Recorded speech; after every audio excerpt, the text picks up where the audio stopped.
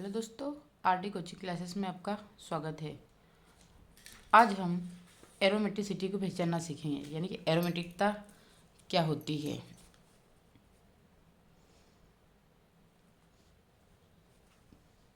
एरोमेटिकता, जिसे हम इंग्लिश में बोलते हैं एरोमेटिसिटी। एरोमेटिसिटी ये क्लास 11th एंड 12th दोनों के बेस पर इम्पोर्टेंट है। सबसे पहले एक एग्जांपल लेते हैं ताकि आपको अच्छे से क्लियर हो जाए। CH2 double bond, CH single, CH double bond, CH फिर सिंगल, CH डबल बॉन्ड और CH2। हम एग्जांपल लेते हैं, ठीक है। अब हम इसमें देखेंगे कि sp कौन है और sp2 कौन है। ठीक, अगर इस कार्बन की बात करें तो ये डबल बॉन्ड से जुड़ा हुआ है, इसलिए ये क्या होगा sp2। ये भी डबल बॉन्ड यानी कि डबल सिंगल, तो इसे भी क्या बोलेंगे sp2 कार्बन। अब ये सिंगल डबल, तो इसे भी क्या बोलेंगे हम sp2 carbon, double single sp2 carbon. ठीक है, फिर ये आएगा ये सिंगल डबल, तो ये भी क्या होगा sp2, और ये आपका आ गया डबल, इसलिए इसे बोलेंगे sp2। अब ये जो रूल होता है ये किस प्रकार का होता है, इसको सबसे पहले देखते हैं हम। इसमें क्या होता है कि अगर आपको सिंगल बॉन्ड दिखता है, अगर सिंगल बॉन्ड दिखता है आपको, तो आपको क्या लगाना है sp3। अगर आपको डबल बॉन्ड दिखता है तो आपको लगाना है sp2। और अगर आपको ट्रिपल बॉन्ड या फिर डबल बॉन्ड साथ में दिखते हैं यहाँ पे, यानी कि सिंगल ट्रिपल या फिर डबल डबल, इस प्रकार से ये कार्बन कार्बन की जगह इस प्रकार के जो बॉन्ड दिखते हैं, तो हम इन्हें क्या बोलेंगे sp संकरण।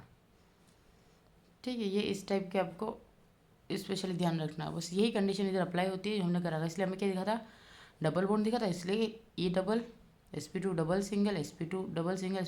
अगर यहाँ पे डबल डबल आ जाता, तो अगर डबल डबल आता है तो आपको इसको क्या करना है sp संकरण बोलते हैं हम। ठीक है, यहाँ तक समझ में आ गया अच्छे से।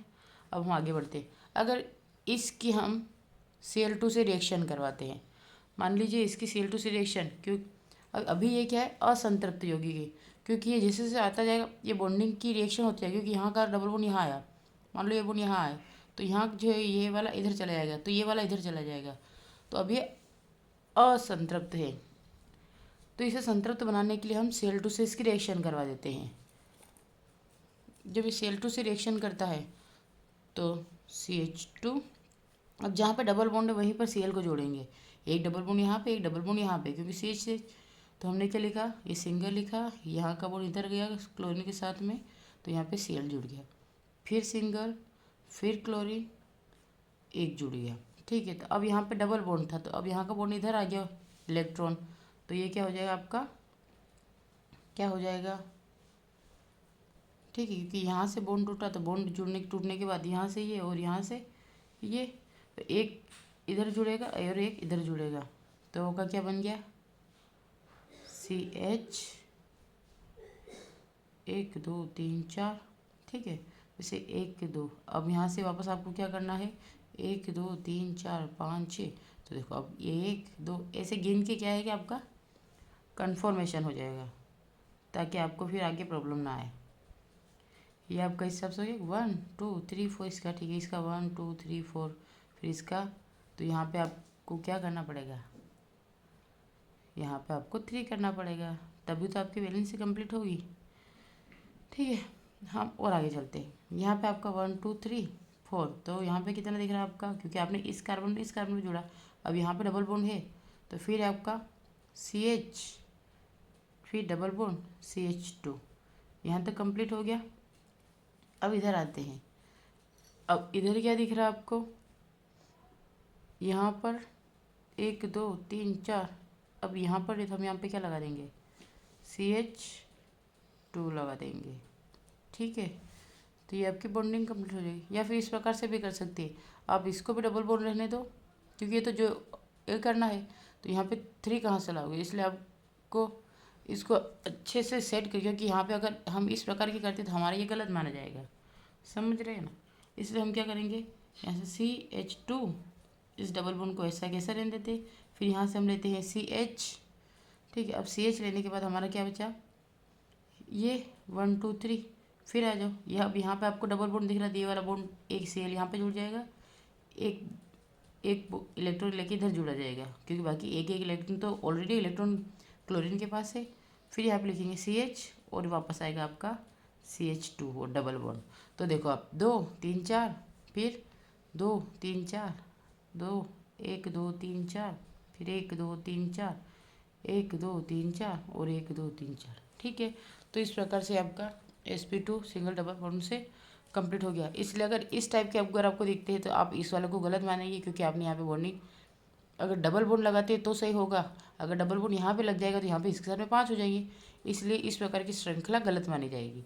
और इसी के क्रम में अगर इसके आगे बढ़ाकर किया तो हमने यहाँ के बीच का एक बॉन्ड डबल बॉन्ड हटा दिया, जब डबल बॉन्ड हटा तो एक इलेक्ट्रॉन इधर इस पे गया, एक इलेक्ट्रॉन इस पे गया, जब इलेक्ट्रॉन इलेक्ट्रॉन गया तो एक इलेक्ट्रॉन यहाँ पे लगा इसका, एक यहाँ पे। अब क्लोरीन जो था ऑलरेडी उसके बीच में क्या था, Cl बॉन्ड था। अब यहाँ से जब ये बॉन्ड टूटा तो एक इलेक्ट्रॉन इसके ऊपर, एक इलेक्ट्रॉन इसका, अभी अपने अपने इलेक्ट्रॉन लेकर इनके साथ में जुड़ गए, तो ये आपका क्या बन गया, अब आप एक योगात्मक यौगिक, एडिशनल यौगिक बन गया, योगात्मक। ठीक है, और इस रिएक्शन को क्या बोलेंगे, योगात्मक अभिक्रिया। यहाँ तक समझ में आ गया। ये हमने एल्केन श्रृंखला की बात की थी। अब हम एरोमेटिक यौगिक के बारे में स्टडी करते हैं, है ना। अब हम लेते हैं इसमें बेंजीन रिंग लेते हैं, ये आपकी बेंजीन रिंग है। अब हम जानते हैं कि इसमें डबल बॉन्ड रहता है। ठीक है, अब यहाँ पे डबल, हमें क्या दिख रहा है, double single double single double और सिंगल। तो इसलिए अगर इसके भी हर कार्बन की बात करें तो क्या होगा, ये भी sp2 कार्बन, ये भी sp2, ये भी sp2 संकरित, ये भी sp2, ये भी sp2 और ये भी sp2, यानी कि इसके जितने भी कार्बन सब क्या होंगे, sp2। और अगर सिग्मा पाई बन के इसमें ये वाला पाई, ये वाला पाई, ये तो 3 पाई बॉन्ड और 6 सिग्मा बॉन्ड। ठीक है, तो सिग्मा बॉन्ड बन जाएंगे। अब ऐसे ही आपको संख्या निकालनी है इनकी। अब और ये जो यौगिक है असंतृप्त, क्योंकि यहाँ से यहाँ जाएगा, यहाँ से यहाँ गया, यहाँ से यहाँ गया, तो ये भी एक तरह से असंतृप्त है। किस प्रकार का, अनसेचुरेटेड है, असंतृप्त, असंतृप्त यौगिक। अब इसको संतृप्त करने के लिए आपने फिर इसकी क्रिया किससे करवाई, क्लोरीन से करवाई। तो जब आप इसकी रिएक्शन क्लोरीन से करवाओगे तो आपका यहाँ पे Cl2 लगा। ठीक है, आपका यहाँ पे Cl2 लग जाएगा, तो यहाँ से और एक अगर यहाँ से एक Cl इधर गया तो एक यहाँ के जो हाइड्रोजन लगा हुआ था उसको रिप्लेस करने के बाद उसके साथ में निकल जाता है, तो इसे बोलेंगे हम प्रतिस्थापन अभिक्रिया। प्रतिस्थापन अभिक्रिया यानी डिस्प्लेसमेंट रिएक्शन, प्रतिस्थापन अभिक्रिया, प्रतिस्थापन अभिक्रिया। ठीक है, आ गया कंप्लीट। इस प्रकार से इसको बोलते हैं। और यहाँ पे जो ये बॉन्ड होते हैं, पाई बॉन्ड नहीं टूटते हैं, सिर्फ यहाँ के जो साइड हाइड्रोजन जो होते हैं वही निकल के जाते हैं। तो इसमें स्पेशल एक लाइन याद रखना कि इसमें पाई बॉन्ड नहीं टूटते हैं, इसमें पाई बॉन्ड नहीं टूटते हैं, नहीं टूटते हैं। ठीक है, इसमें पाई बॉन्ड नहीं टूटते हैं। ये आपका, अब हम प्रतिस्थापन किसे बोलते हैं ये बात करते हैं। ठीक है, कि प्रतिस्थापन अभिक्रिया होती क्या है। प्रतिस्थापन अभिक्रिया, तो सबसे पहले प्रतिस्थापन अभिक्रिया के लिए क्या रखें, ऐसे यौगिक जो लिखते जाए साथ में ताकि अच्छे से क्लियर हो। ऐसे ऐसे यौगिक जो जो अत्यधिक असंतृप्त होते हैं, लेकिन अत्यधिक असंतृप्त होते हैं लेकिन योगात्मक अभिक्रिया, योगात्मक अभिक्रिया की जगह पर प्रतिस्थापन अभिक्रिया देते हैं, अभिक्रिया देते हैं।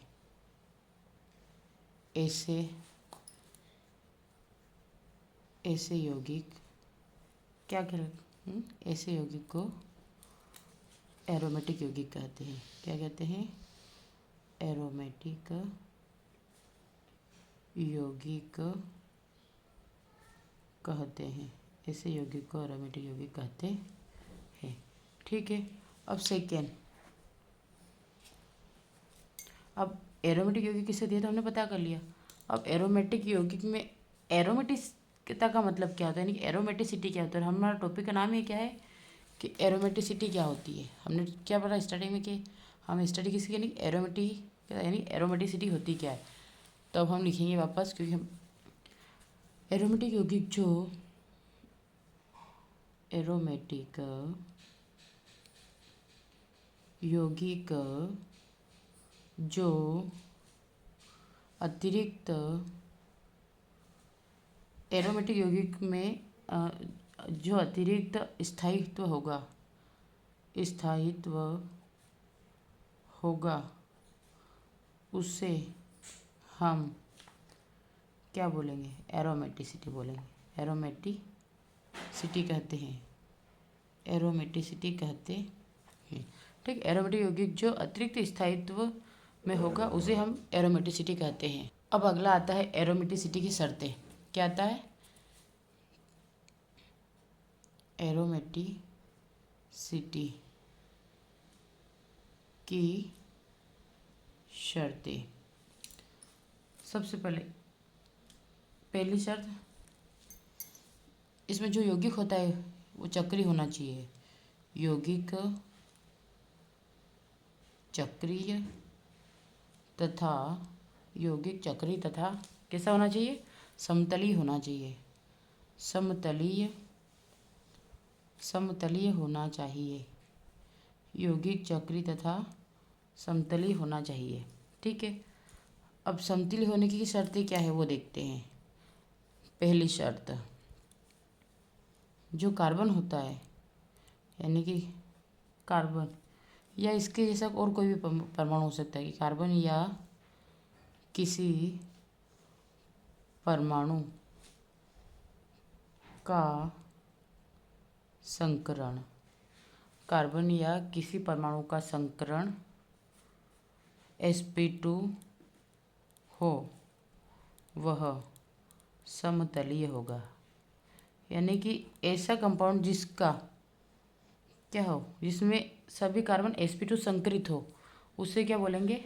समतलीय बोलेंगे। तो हमने देखा, क्योंकि एक क्रम चलता है, जैसे single double single double single double, तो एक लेयर बन रही है ना कि double single double single double single, तो इसीलिए क्या हो गया? एक समतलीय क्रम हो गया। और जो समतलीय होगा वही एरोमेटिसिटी प्रदर्शित करता है। दूसरा क्या है? जो समतलीय होते हैं, अभी सीखा हमने, जो समतलीय में जो कार्बन होते हैं, समतलीय में कार्बन कार्बन बंध द्विबंध हो के बीच क्या होना चाहिए? द्विबंध होना चाहिए। ठीक है। कार्बन कार्बन के बीच क्या होना चाहिए? द्विबंध होना चाहिए। और तीसरा है अगर, ठीक है, अगर आपका कार्बन डबल बॉन्ड कार्बन है तो आपका कंपाउंड sp2 होगा। अगर आपका कार्बन, अभी हमने सीखा, सिंगल होगा तो हम क्या लिखेंगे? sp3। और अगर कार्बन ट्रिपल बॉन्ड कार्बन है तो हमारा क्या लिखेंगे? sp संकरण प्रदर्शित करता है। और ये आपके स्पेशल एग्जाम में पूछा जाता है। आई होप यहाँ तक आपको कोई प्रॉब्लम नहीं होगी। अब हम आगे देखते हैं। इसकी ये पहली शर्त हो गई, यौगिक चक्रीय तथा समतलीय होना चाहिए। अब दूसरी शर्त देखते हैं। सेकेंड है, जो यौगिक होता है,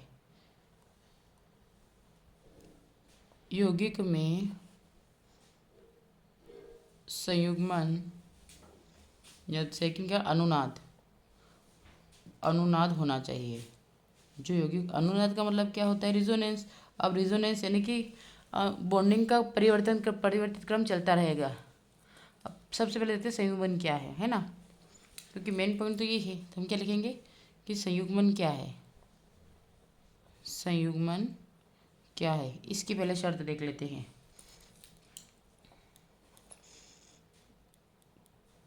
अगर अगर डबल बॉन्ड एकांतर हो, यदि डबल बॉन्ड एकांतर हो तो संयुग्मित होता है ना। ये अगर डबल बॉन्ड जो होता है, अगर डबल बॉन्ड क्या है, ठीक है, अगर डबल बॉन्ड एकांतर हो तो संयुग्मित होता है। जैसे एग्जांपल देख लेते हैं हम। डबल बॉन्ड जो होता है, फिर सिंगल बॉन्ड, है ना, ऐसे। तो हम वही, ये डबल सिंगल फिर डबल फिर सिंगल फिर डबल फिर सिंगल, तो जो एकांतर क्रम चल रहा है, इसलिए इसमें जितने भी कार्बन होते क्या होंगे, जितने भी कार्बन क्या होगा, वो sp2 प्रदर्शित करेगा। आगे समझ में। अब हम आगे बढ़ते हैं, सेकेंड वाले पॉइंट की बात करें अगर इसके, तो द्विबंध के साथ में जो द्विबंध होता है, द्विबंध के साथ पॉजिटिव नेगेटिव मुक्त मूलक, है ना, फ्री रेडिकल, इसको हिंदी में बोलते हैं मुक्त मूलक, फ्री रेडिकल या फिर लोन पेयर, अयुग्मित इलेक्ट्रॉन एकांतर क्रम में होते हैं, एकांतर क्रम में हो, एक ये शर्त है। तीसरी, इसकी तीसरी शर्त क्या है, यौगिक युग्मित तब होता है, जो यौगिक होता है युग्मित कब होता है, यौगिक युग्मित तब होगा, एक यौगिक युग्मित तब होगा जब उसमें दो पॉजिटिव व मतलब दो पॉजिटिव पॉजिटिव या दो नेगेटिव नेगेटिव चार्ज आवेश एकांतर क्रम में जुड़े हो, एकांतर क्रम में जुड़े हो, तो उससे क्या बोलेंगे, युग्मित यौगिक बोलेंगे। ठीक है, हमने ये दो शर्त देखी है। अब हम बात करते हैं तीसरी शर्त की, कि तीसरी शर्त क्या है। यहाँ तक अच्छे समझ में आ गया आपको। एक बार इसको रिकॉल कर लेते हैं कि यौगिक में संयुग्मन या अनुनाद होना चाहिए। तो संयुग्मन क्या होता है, अगर डबल बॉन्ड एकांतर हो तो संयुग्मित होता है, जिससे double bond single double single double. फिर द्विबंध के साथ में पॉजिटिव नेगेटिव फ्री रेडिकल या लोन पेयर एकांतर क्रम में होने चाहिए। फिर आता है यौगिक युग्मित तब होगा जब उसमें दो पॉजिटिव एंड नेगेटिव या नेगेटिव चार्ज एकांतर क्रम में जुड़े हो। अब हम अगले की बात करते हैं कि संयुग्मित या चक्रित। तीसरा क्या है, तीसरी शर्त क्या है, संयुग्मित चक्रीय तथा एक और क्या होता है, समतलीय। अभी हमने देखे हैं समतलीय यौगिक में 4n+2 पाई इलेक्ट्रॉन होने चाहिए। अब यहाँ पे 4n+ पाई इलेक्ट्रॉन आया, मतलब ये क्या आ गया, हक्कल का नियम। आपके हक्कल का नियम, हक्कल का नियम। और हक्कल के नियम एन यहाँ पे हम क्या लेंगे, 0 1 2 3। एन 0 तो नहीं होगा क्योंकि हम 0 मान ही नहीं सकते, तो 0 को छोड़ के 1 2 3 मान लेते हैं। अब अगर हम बात करें, इसमें एंटी एरोमेटिक के रूप में भी एक नियम चलता है, तो सबसे पहले हम उसको भी देख ही लेते हैं। इसको हाईलाइट करके नोट करके लिख सकते हैं, आप लिख लेना ताकि आपके पास सेफ रहे। क्या बोलेंगे, मोबियस नियम, मोबियस नियम। अब मोबियस नियम क्या होता है कि 4n पाई इलेक्ट्रॉन जो होता है, तो उसे हम क्या बोलेंगे, एंटी एरोमेटिक। ये मोबियस नियम होता है, तो एंटोमेटिक होता है। और जो मोबियस नियम का पालन करेगा, मोबियस नियम का पालन करने वाला कंपाउंड एंटी एरोमेटिक होगा। मोबियस नियम का पालन करने वाला कंपाउंड एंटी एरोमेटिक होगा। ठीक है, ये आप हाईलाइट करके इसको संभाल के रख ले ताकि आपको फिर काम है। ये एक इम्पोर्टेंट लाइन है। और 4n pi electron anti aromatic होता कोई भी बताता है। अब हम एरोमेटिक के लिए कुछ एग्जांपल देखते हैं। सब हम एक एरोमेटिक जहाँ पर आता है वहाँ पे सबसे पहले कार्बन के ही एग्जांपल को देखते हैं। ये बेंजीन रिंग, तो यहाँ पे आपका ये बेंजीन रिंग बनी है। अब यहाँ की अगर इनकी बात करें, sp2 फिर double single, sp2 single double, sp2 double single, sp2 single double, sp2। तो कार्बन का जो बेंजीन जो होती है इसकी प्रत्येक कार्बन क्या होता है, जो बेंजीन होता है इसका प्रत्येक कार्बन sp2 संकरित होता है। अब यहाँ पे सबसे पहले हम अगर इसकी विशेषता लिखे तो सबसे पहले क्या लगेगा, ये sp2, ताकि आपको भी अच्छे से याद हो जाए। जो बॉन्ड होता है क्या था, sp2 होता है। फिर सेकेंड इसका क्या दिख रहा है आपको कि साइक्लिक है, यानी कि इसका क्रम के ये क्या है, चक्रीय और समतली है, प्लेनर है। समतली मतलब कि प्लेनर, क्योंकि डबल सिंगल एक लेयर बन रही है। ठीक है, तो ये बॉन्ड sp2 है और साइक्लिक क्रम में, इसलिए हमें क्या बोलेंगे, चक्रीय है और समान है, इसलिए इसको प्लेनर बोल रहे हैं। तो चक्रीय समतली आप लिख सकते हैं, साइक्लिक प्लेनर। और उसमें तीसरा क्या है, संयुग्मन होगा। इसमें संयुग्मन होगा क्योंकि हमने संयुग्मन की शर्तें ही लिखी थी। संयुग्मन की शर्तें क्या बोल रही थी सेकेंड वाले शर्त में, कि अगर डबल बॉन्ड एकांतर हो, यानी कि एकांतर क्रम में चले डबल बॉन्ड, यानी सिंगल डबल, तो इसे हम बोलेंगे, क्या बोलेंगे, संयुग्मित होगा। ये तो इसलिए होगा, इसमें संयुग्मन भी होगा। अब यहाँ पे जो अगर आपके पास 3 पाई इलेक्ट्रॉन है तो इसमें पाई है, तो आपके पास कितने इलेक्ट्रॉन होंगे, 6 इलेक्ट्रॉन होंगे। कैसे होंगे, क्योंकि एक डबल बॉन्ड, तो इसमें पाई बॉन्ड एक पाई है। अब पाई में एक पाई बॉन्ड में 2 इलेक्ट्रॉन होते हैं, डबल बॉन्ड, इसलिए 2, तो 2 4 6। इस हिसाब से अगर एक होगा पाई बॉन्ड तो आपके 2 इलेक्ट्रॉन होंगे, अगर 2 पाई बॉन्ड होगा तो आपके 4 इलेक्ट्रॉन होंगे, और अगर 3 पाई बॉन्ड हुए तो आपके कितने होंगे, 6 इलेक्ट्रॉन होंगे। ये आपको क्रम याद रखना है। ठीक है, सिंगल पाई बॉन्ड के लिए 2 इलेक्ट्रॉन, डबल पाई बॉन्ड के लिए 4 इलेक्ट्रॉन और ट्रिपल पाई बॉन्ड के लिए 6 इलेक्ट्रॉन होंगे। अब अगर हक्कल के नियम से एक एग्जांपल लेके देखते हैं। ठीक है, आपके पास है 4n 6 पाई इलेक्ट्रॉन। ठीक है, अब n की हम वैल्यू रखते हैं। मान लो मैंने n की वैल्यू 1 रखी है, 4n = 4 पाई, है ना। क्योंकि इसमें अब n अगर रखा तो n 1 हो गया, तो मैं 4 × 1 कितना हुआ, 4, इसलिए कितने इलेक्ट्रॉन हो जाएंगे, 4 पाई इलेक्ट्रॉन। तो ये इस टाइप से इसको सेट करते हैं। ठीक, अब हम इसमें कुछ साइक्लिक कंपाउंड और को देख लेते हैं। जैसे अगर बेंजीन रिंग की बात करते हैं, बेंजीन रिंग में कितने कार्बन है आपके, n कितने हैं इसमें, 6 है।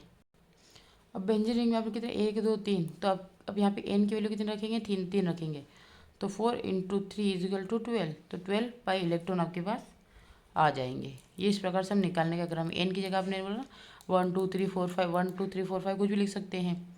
ठीक है, जैसे आपने n की जगह 2 लिखा है, n की वैल्यू क्या लिखी, 2 लिख दी, तो 4 × 2 क्या आ जाएगा, 8 पाई इलेक्ट्रॉन। ठीक है, ऐसे ही आपको आगे का क्रम भी चलता रहेगा। अब हम सेकेंड की बात करते हैं। अब इसमें हम सेकेंड एग्जांपल लेते हैं इसका, इसको हम बोलेंगे, क्या बोलेंगे, साइक्लोब्यूटेन। ठीक है, यहाँ पे आपका डबल बॉन्ड है। अब यहाँ पे देखो, ये यहाँ पे क्या दिख रहा है आपको, डबल, इसलिए आपके लिखोगे sp2। यहाँ पे डबल सिंगल इसलिए sp2, लेकिन यहाँ पे सिंगल इसलिए क्या हो जाएगा, sp3। ठीक है, ये आ गया, क्लियर हो गया। अब अगर इसकी बात करें तो इसका नाम भी देख लेते हैं क्या होगा, क्योंकि साइक्लिक कंपाउंड इसलिए साइक्लोप्रोपीन, ये इसका नाम है, साइक्लोप्रोपीन। ठीक है, और ये जो होता है इसे हम क्या बोलेंगे, इसको नॉन एरोमेटिक बोलेंगे। क्यों बोलेंगे, इसकी भी कुछ शर्तें हैं बता दें। इसके लिए हम एक और डायग्राम बनाते हैं। आपने ये बनाया और यहाँ पे लिखा आपने sp2, ये sp2, और यहाँ पे आपका 2 हाइड्रोजन, एक इधर और एक इधर, ठीक है। और ये क्या हो गया sp3। अब यहाँ पे क्योंकि इसमें ये 2 sp2 sp2 एक sp3 आ गया और हमारा नियम क्या चलता है ठीक, एक रूल चलता है ना, लेकिन इसमें कहाँ, यहाँ पे दोनों डबल बॉन्ड सिंगल बॉन्ड दिख रही, इसलिए हम क्या बोलेंगे, इसमें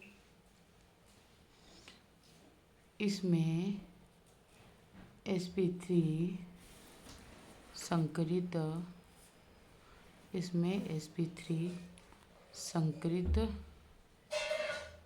कार्बन आते हैं, कार्बन आते ही जो यह कंपाउंड है यह यौगिक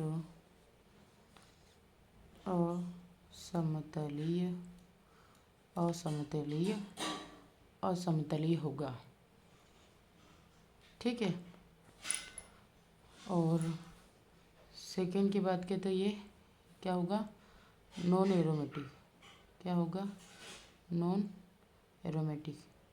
आगे ना समझ, जो प्लेनर क्रम में होगा उसे एरोमेटिक बोलेंगे, जो नहीं होगा उसे एरोमेटिक नहीं बोलेंगे। तो ये क्या होगा, नॉन एरोमेटिक यौगिक। ये 2 इसकी मेन पॉइंट है। अब तीसरा एग्जांपल लेके बात करते हैं।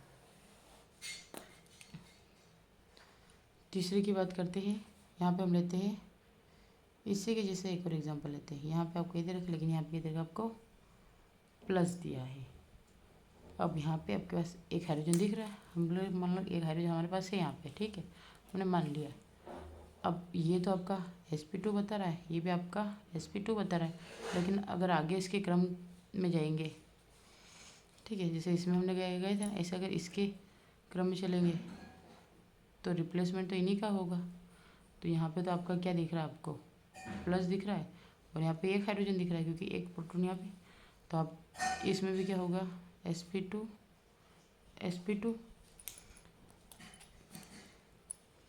और इसकी पहले, क्योंकि इसमें से एक हाइड्रोजन हट जाता है तो हम लिखेंगे इसमें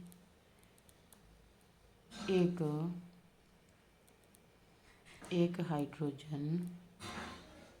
हाइड्रोजन हट जाने पर क्या आएगा, पॉजिटिव चार्ज आता है, पॉजिटिव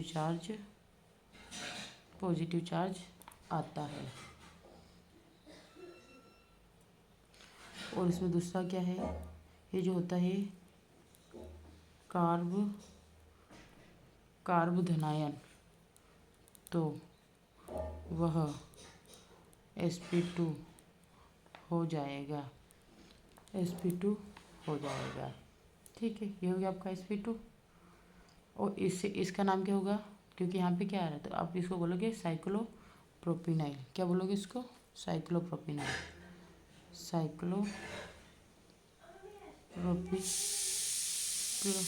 और इसको साइक्लोप्रोपिनाइल क्यों बोल रहे हैं, क्योंकि इसमें क्या हो रहा है, पॉजिटिव धन, ठीक है, पॉजिटिव है ना, इसलिए इसको क्या बोलेंगे, साइक्लोप्रोपिनाइल बोलेंगे,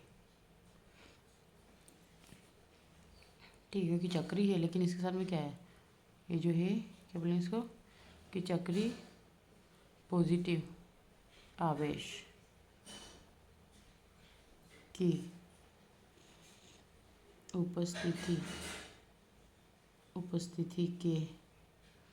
उपस्थिति के कारण यहाँ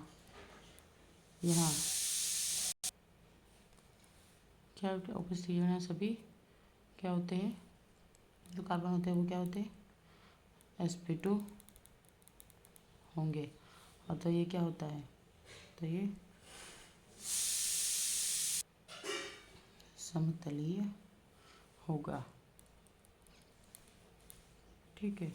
और सेकेंड इसी के अंतर्गत करें, अर्थात यह